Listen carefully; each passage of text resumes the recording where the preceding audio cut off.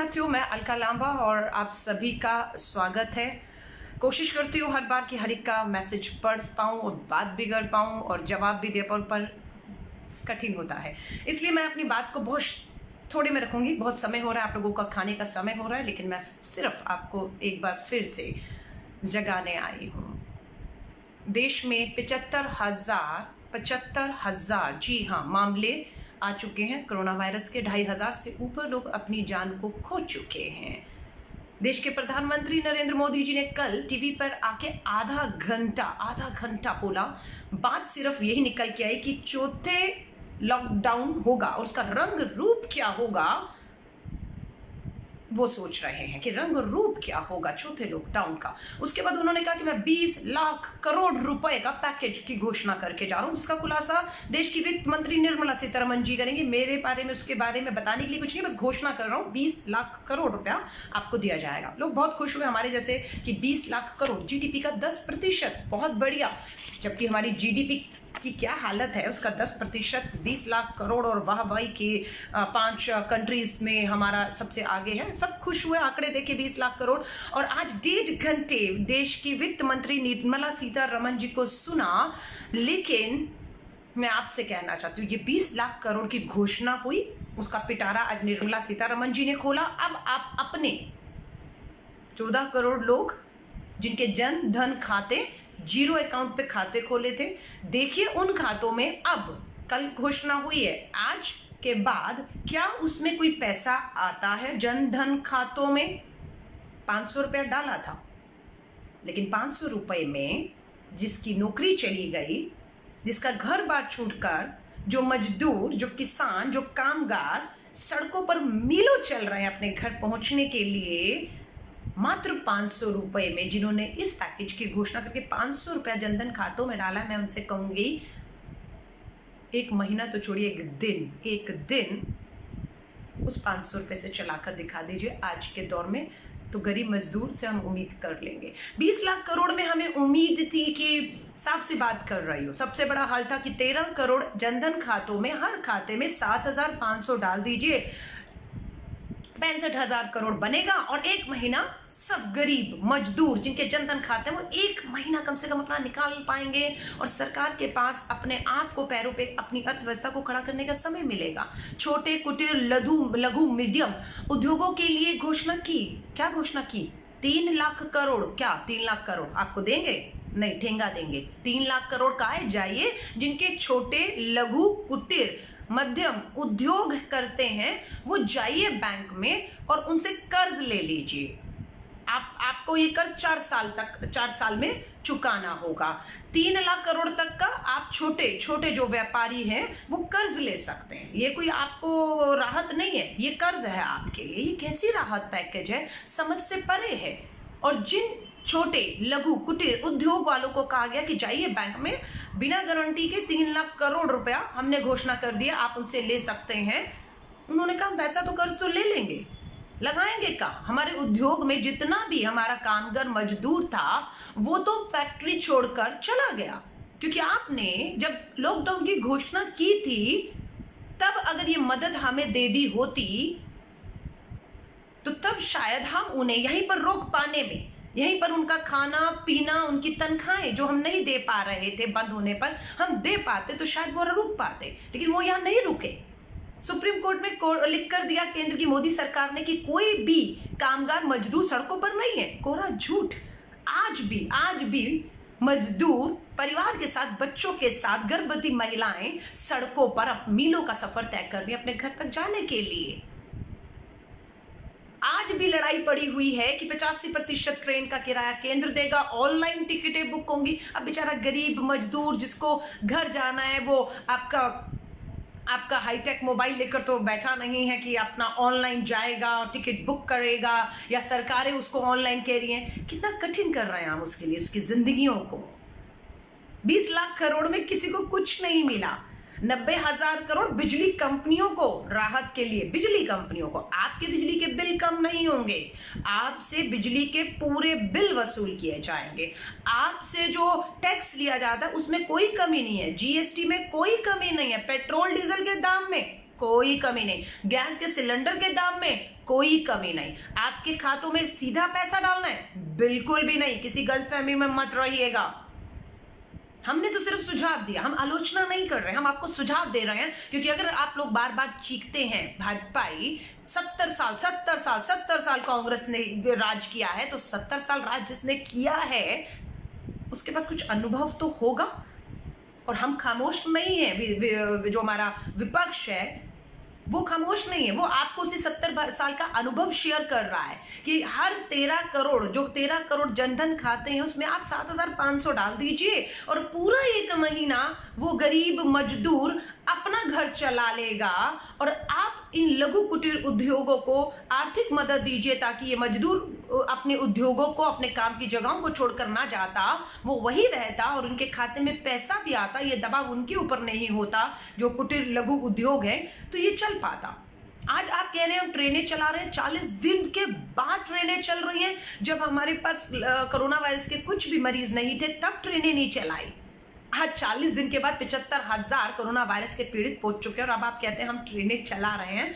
अच्छी बात है चला रहे हैं, पर बहुत देर कर दिया आपने इन ट्रेनों को चलाने के लिए। और आज एक और जनता की जीत हुई है। 40 दिन के बाद देश के प्रधानमंत्री नरेंद्र मोदी जी को झुकना पड़ा, क्योंकि उनके 2014 के जो चुनावी भाषण के वीडियो थे, भाइयों और बहनों, देश का पैसा है, सरकारों को जवाब देना चाहिए नहीं देना चाहिए कि जनता का, देश का पैसा कहां खर्च हो रहा है। प्रधानमंत्री नरेंद्र मोदी जी के 2014 के चुनावी भाषण थे। लोगों ने वीडियो निकाले, खोजे और उन्हें 2020 6 साल बाद उन्हें याद दिलाया, प्रधानमंत्री जी आप खुद ही तो कहते थे कि पारदर्शिता होनी चाहिए, जनता का पैसा है, जवाबदेही होनी चाहिए, तो आप क्यों पीएम केयर फंड को छुपाए बैठे हैं कि किसने कितना पैसा दिया, आपने कहां कहां खर्च किया है। और उसका चेहरा बने राहुल गांधी और पूरी कांग्रेस ने विपक्ष का धर्म निभाते हुए हमला किया। बिल्कुल पीएम केयर फंड की पारदर्शिता लाइए, कितना फंड कहां से आया, कहां खर्च करे, क्यों नहीं आप देश को बता रहे हैं। आज देश के प्रधानमंत्री को जनता के सामने, देश के सामने झुकने पर मजबूर होना पड़ा। अपनी मर्जी से खुलासा नहीं किया, जनता के दबाव में झुकना पड़ा। और जब झुके तो खुलासा किया है, 1-2 हजार करोड़ की मैंने यहां दिया, मैंने वहां दिया, लेकिन अभी तक कुल कितना आया उसका नहीं मालूम है। बट हाँ, इतना दिया ये 40 दिन के बाद पीएम केयर फंड में आज बताया। वो भी जब हमने पूछा कि रेलवे मंत्रालय तो घाटे में है, फिर भी वो पीएम केयर फंड में 151 करोड़ देता है और मजदूरों को निःशुल्क टिकट नहीं, उनसे भी टिकट वसूली जा रही है, वो भी इस समय पर। तब जाकर जब सोनिया गांधी जी ने कह दिया कि सब टिकटों का जो खर्चा है वो हमारे जैसे कार्यकर्ता, कोई 1 टिकट का खर्चा देगा, कोई 2 का देगा, कोई 10 का, कोई जिसकी जितनी हैसियत है, हम लोगों ने भी देने शुरू किए। हमारे जैसे लोगों ने, किसी ने 5 लोगों की टिकट का भार अपने सिर पे लिया, किसी ने 10 का लिया। जब तक ये घोषणा नहीं हुई थी तब तक ये भी नहीं कहा गया था कि 85% केंद्र देगा और 15 राज्य देगा। अब 15% राज्य में बिहार और दिल्ली में झगड़ा पड़ा हुआ है। दिल्ली का मुख्यमंत्री कहता है कि 15% मैं क्यों दूं, बिहार वाला कहता है कि मैं क्यों दूं। बिहार का मजदूर बेचारा फंसा रहा, मजबूरन दिल्ली सरकार ने दिया, लेकिन वो लेटर लिखकर बिहार सरकार से अपना 15% वापस मांग रही है। इसलिए अब खर्च करने के लिए फिर वही बात है, मजदूरों को कहा जा रहा है कि आप ऑनलाइन टिकट ले लीजिए और आपकी टिकट के पैसे बाद में दे दिए जाएंगे। आप यकीन करते हैं कि ऐसा ही करेंगे? और अगर टिकट का पैसा आज भरेगा तो लाएगा कहां से? उसकी तो नौकरी छूट गई, उसका तो घर छूट गया, वो तो सड़कों पर पूरे परिवार के साथ। और आपकी टिकटें भी कोई 50-60 रुपए की नहीं है। टिकटों पर आप सब्सिडी या उसको पर राहत के बाद भी टिकटें 500-600 रुपए और एक आदमी की। और 4 का परिवार है तो 2-2 हजार रुपए की टिकट, उसके खाते में तो आपने 500 डाले हैं। मैं आपसे कहूंगी पीक आना अभी बाकी है, मई और जून के अंदर पीक अभी आएगा। सरकारों की क्यों तैयारी नहीं है? दिल्ली के मुख्यमंत्री ने कहा था 100 अस्पताल तैयार है, 35,000 बिस्तर तैयार है। अब वो कह रहे हैं कि अपने घरों में रहो, अपने घरों में रहो, क्योंकि उनके पास कोई व्यवस्था नहीं है, किसी तरह की कोई व्यवस्था नहीं है। वो सिर्फ केंद्र सरकार की तारीफों में इतने व्यस्त हैं कि वो नहीं आपको इलाज दे पा रहा है। हाथ खड़े कर दिए, दारू की दुकानें भी खोल दी, मोटा पैसा भी कमा लिया, टैक्स पेट्रोल डीजल पे भी लगा दिया, फिर भी कमाई आ गई, लेकिन सरकार नहीं चला पा रहे, तनख्वाहें नहीं दे पा रहे हैं, अभी भी कह रहे हैं। तो क्या करेंगे? कितना निचोड़ेंगे इस गरीब जनता को? मुझे ये बताएं। मैं आप सभी लोगों को सिर्फ ये कह रही हूं, ये 20 लाख करोड़ के पैकेज में आप खुद देख लीजिएगा, अगले 1 महीने इंतजार कर लीजिए। मैं ये नहीं कह रही कल प्रधानमंत्री जी ने आधे घंटे का 20 लाख करोड़ के पैकेज की घोषणा की, आज 1.5 घंटा देश की वित्त मंत्री निर्मला सीतारमण जी ने इतना बड़ा बातें की, लेकिन आया क्या? जल्दबाजी मत करिए, 15 दिन इंतजार करते हैं, महीना इंतजार करते हैं। 20 लाख करोड़ जीडीपी का 10% बता रहे हैं। आपके बैंक में पैसा आया? बताइएगा मुझे जरूर। आपकी कोई नौकरियां आपको क्या वापस मिल रही हैं? आपकी जो सैलरी, आपके जो वेतन, आपके जो मेहनताना रुका हुआ था, क्या वो मिल गया आपको? क्या आपके पेट्रोल डीजल के दाम कम करके आपको कुछ गरीब को राहत दी? क्या गैस के सिलेंडर का दाम खत्म हुआ? घोषणाएं हो रही हैं, बहुत मोटी मोटी घोषणाएं हो रही हैं, और 1-2 वीडियो कहीं से लाकर बनाकर वाहवाही लूटी जा रही है।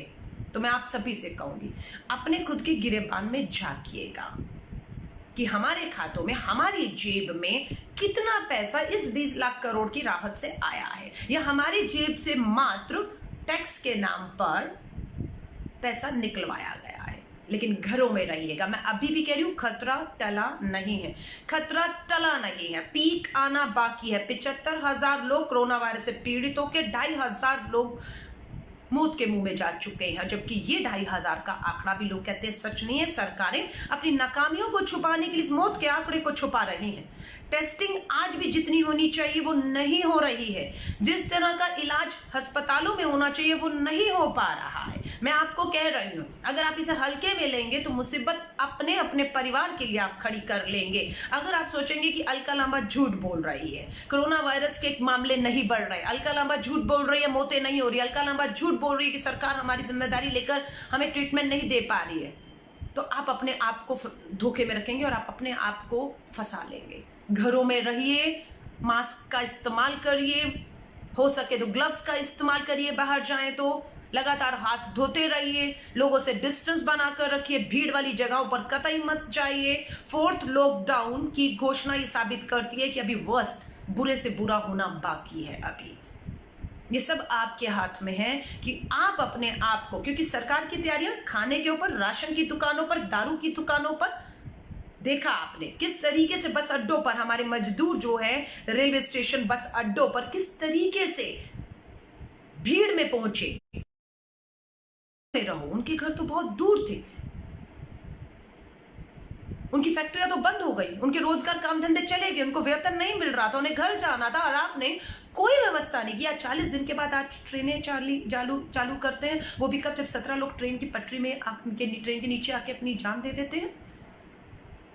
जब विपक्ष आपको लगातार आप पे हमले करता है और आप कहते हैं हम राजनीति कर रहे हैं, नहीं, विपक्ष राहुल गांधी जी हो या कांग्रेस अपना विपक्ष का धर्म निभा रहा है। अगर हमने आवाज ना उठाई होती, ये 20 लाख करोड़ का जो पैकेज की घोषणा कर रहे हैं, वैसे तो खोखला है, पिटारे में कुछ खास नहीं है, सिर्फ कर्ज है कि आप इतने का कर्ज ले लो, आप इतने का कर्ज ले लो, आप इतने का कर्ज ले लो, उसके अलावा कुछ खास नहीं है इसमें। गरीब मजदूर किसान के जेब में, जनधन खातों में कुछ नहीं आ रहा है। और सही कहा है विशेषज्ञों ने कि भारत में इतनी मौतें कोरोना वायरस से शायद ना हो जितनी भूखमरी से होंगी।